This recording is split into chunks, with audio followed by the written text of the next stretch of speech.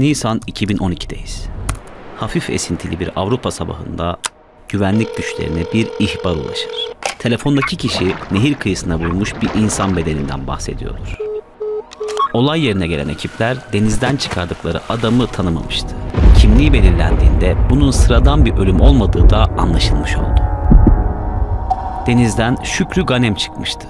Bu isim ve bu ölüm tarihin en büyük servet avı için bize çok sayıda ipucu verdi. Bugün sizinle Kaddafi'nin kayıp servetini, dünyanın farklı noktalarına serpiştirilmiş milyarlarca doları ve bu paranın peşinde koşanları anlatacağım.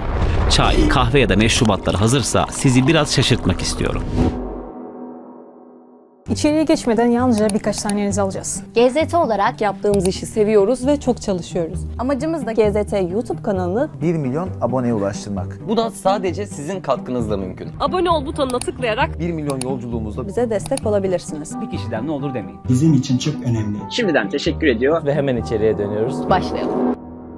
Her şeyin başına Kaddafi'nin Libya'sına gidelim. Askeri okuldan 24 yaşında mezun olan Kaddafi, bundan sadece 3 yıl sonra 1969'da Libya kralı İdris'i askeri bir darbeyle devirdi. Bu andan itibaren tam 42 yıl boyunca Libya'yı demir yumrukla yöneten isim o oldu. Dünya genelinde birçok ülke ve birçok kanaat önderi tarafından diktatör veya otoriteryen olarak tanımlanan Kaddafi bunu hep reddetti. Kendisini Libya halkı için bir rehber ve hatta yol gösterici olarak tanımlanmaktan asla geri durmadı. Arap milliyetçiliği ile Arap sosyalizminin bir karışımı olan vaazçılığa kendini adadığı uzun bir süreç geçirdi. Libya'da bulunan İtalyan ve Yahudi nüfusunu sınır dışı etti. Batılı tüm askeri üsleri ülkeden hızlıca çıkardı. Ülke içinde ve sesini duyurabildiği her noktada İslami sosyalizmi tanıttı. Ancak onun siyasi hayatındaki en dikkati çekici adımlardan biri petrol konusunda geldi. Libya'daki petrol endüstrisinin tamamını kamulaştırdı. Yani Kaddafi için bir numaralı öncelik petrol desek yanılmış olmayız. Kaddafi'nin tüm hayatını ve ona dair her şeyi GZT Orta Doğu editörü Feyza 10-10 serisinde detaylıca anlatmıştı. O yüzden bu faslı kısa geçiyorum. Kaddafi'ye karşı protestolar ilk kez 2011'de Bingazi'de başladı. Burayla da sınırlı kalmadı, kısa sürede tüm ülkeye yayıldı. Libya hükümeti protestoları şiddetle bastırmaya çalışırken şiddet her iki taraf için de olması gerekenin çok üstüne çıktı. Arap Baharı'nın da etkisiyle Libya'da resmen bir iç savaş başlamıştı.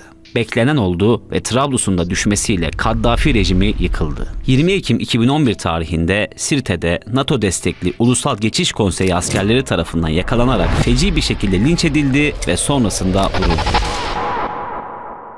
Kaddafi 25 Ekim 2011'de Sahra Çölü'nde kimsenin bilmediği bir yere gömüldü. İşte bugün konuşacağımız her şey de tam olarak burada başladı. Kaddafi öldü ancak serveti ortada yoktu. Yeniden girişe, Tuna Nehri'nde bulunan ölü bedene dönelim istiyorum. Şükrü Ganem yıllarca Kaddafi'ye duyduğu sadakatle tanınan ülkenin eski petrol bakanı, bir dönem içinse başbakanıydı. Mayıs 2011'de çevresindeki neredeyse herkes gibi o da Kaddafi'ye sırt çevirdi. Viyana'ya yerleşti. Ancak Ganem diğer hükümet yetkililerinden oldukça farklıydı. Petrol ve gizlenen servete ilişkin en güçlü bilgi kaynağı olarak görülüyordu. Yani servete ulaşmak isteyenler için başvurulacak ilk adres Ganem'di.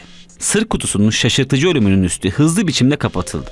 Avusturyalı yetkililer Ganem'in bir kalp krizi sonrası nehre düşüp boğularak öldüğünü ve şüpheli hiçbir durumun olmadığını rapor etti. Bu rapor kelimenin tam anlamıyla ışık hızında hazırlanmış ve aynı süratle imzalanıp kayıtlara geçirilmişti. Tüm bu her şey normal çabasına rağmen herkes Libyalı eski başbakanın oldukça yüklü bir servete sahip olduğunu biliyordu. Petrol Bakanı ve Başbakan olduğu dönemde Kaddafi'nin bilgisi dahilinde sözleşmelerden paylar alıyor ve bu paraları lideri adına yurt dışına çıkarıyordu. Tüm bu özellikleri onun ölümünü sıradan bir ölüm olmaktan hemen uzaklaştırdı. Bu ölüm herkes için şüpheliydi ancak biri için şüpheye bile yer yoktu. Ganem kesinlikle servet avcıları tarafından öldürülmüştü. Bu isim Kaddafi'nin 40 yıl boyunca Libya dışında sakladığı tüm para, altın, gayrimenkul, sanat ve tarihi eserleri bulmakla görevli 60 yaşındaki Muhammed Ramazan Mensli'den başkası değildi. Mensli, serveti arayan en güçlü oluşumun başındaki isimdi. Oluşum ne mi? 2017'de kurulan Libya Varlıkları Kurtarma ve Geri Getirme Ofisi, yani LARMO'dan bahsediyorum. Bu oluşum ülkenin en başarılı asker, polis ve güvenlik güçlerinden oluşan özel bir ekipten ileri geliyor. Ekibin içinde yok yazılımcı, eski istihbaratçı, sanat tarihçisi, ekonomist ve çok daha fazlası.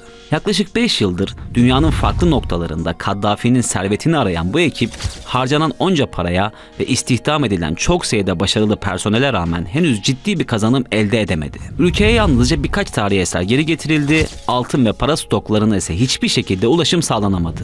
Peki bu ekip bunca imkana rağmen neden bir şey bulamıyor? Bulamıyorlar çünkü Kaddafi varlıkları çok güvendiği isimler adına açılan hesaplar yahut kasalara aktararak sorumluluğu üstünden atmayı tercih etmişti. Paralarını emanet ettiği bu isimleri en yakın çalışma arkadaşlarına dahi asla söylemedi. Servetini yurt dışına kaçıran ekiple yalnızca kuryeler aracılığıyla iletişim kurdu, yanına asla çağırmadı, herhangi bir toplantı dahi yapmadı. Kaddafi'nin 2011'de gerçekleşen beklenmedik ölümü, paraları kaçıran isimlerin bilinmemesi nedeniyle serveti de adeta bir bilinmezliğe dönüştürdü. Üstelik serveti yalnızca Larmo'da aramıyor. Hemen her olayda olduğu gibi CIA bu meselede de masanın tam ortasında oturuyor. Farklı ülkelerin istihbarat birimleri, sanat eseri uzmanları ve hatta özel dedektifler yıllardır Kaddafi'nin milyar dolarlarını bulmaya çalışıyor. Aramalar esnasında çok sayıda farklı iddiada dillendirilmeye devam etti. Bu süreçte Benin'de 1 milyar dolar, Güney Afrika'da onlarca milyar dolar servet olduğuna dair söylentiler yayılırken ortaya yeni bir iş kolu dahi çıktı. Evet, ismi de %10'cular. Bu kişiler genellikle eski asker, diplomat ve siyasilerden oluşuyor. Çalınan milyarlarca dolara dair çeşitli bilgilere sahip olduklarını ancak karşılığında %10 pay istediklerini dile getiriyorlar. Bu söylemleriyle hem Larmo'dan hem de CIA'den yüklü teşvikler aldıkları da herkesçe biliniyor. Kaddafi'nin servetini bulmaya kendini adayan her kişi ya da kurum mutlaka %10'culara en az bir kere uğruyor. Peki bu adamlar gerçekten bir şey biliyor olabilir mi? Hemen bir örnekle bilip bilmediklerini net biçimde anlayabiliriz. 2021'de Larmo ile ortak çalışmaya başlayan eski bir ABD'li istihbarat görevlisi İsviçre'de Kaddafi'ye ait bir banka hesabı hakkında bilgilendirildi. %10'culardan biri ABD'li ajana birkaç evrak ile bankadaki kasa numarasına kadar vermişti. Verdiği bilgiler karşılığında 50.000 dolar alıp çıkan paranın %10'u benim olacak demeyi de tabii ihmal etmemişti. Larmo yetkilileri bankaya ulaştıklarında bu bilgilerin tamamen düzmece olduğunu anladı. Ellerinden sadece paraları değil, prestijleri de yavaş yavaş gidiyordu. Kaddafi'nin servetini bulacağız diye servet harcayan bir ekipten bahsediyoruz. Durum gerçekten fazlasıyla can sıkıcı. Larmo ve başındaki Muhammed Ramazan Mesli yalanlarla gerçekleri ayırarak Kaddafi'nin servetine en geç 2024'te ulaşabileceklerini iddia ediyor. Paris'te kısa süre önce bulunan 58 gayrimenkulün Kaddafi'ye ait olduğu bilgisi doğrulanabilirse elde edilen ilk somut kazanımla karşılaşmış olacağız. Ancak sonuç ne olursa olsun Kaddafi'nin dünyanın farklı noktalarına gerçekten hatırı sayılır bir meblağ bıraktığı gerçeği apaçık ortada. Bu paranın bulunup bulunamayacağını, bulunursa nasıl kullanılacağını ise bize zaman gösterecek. İçeriğin editörü olarak bu hikayede beni oldukça güldüren bir yorumla karşılaştım ve onu paylaşarak bitirmek istiyorum. Reddit'te detaylı açıklama ve analizlerde bulunan bir Larmo yetkilisi süreci şöyle özetliyor. Kaddafi'nin servetini biraz daha bulamazsak 10 yıl sonra da %10'cuların servetini aramaya başlayacağız gibi duruyor. Sanırım biz bu %10'cuları zengin ettik.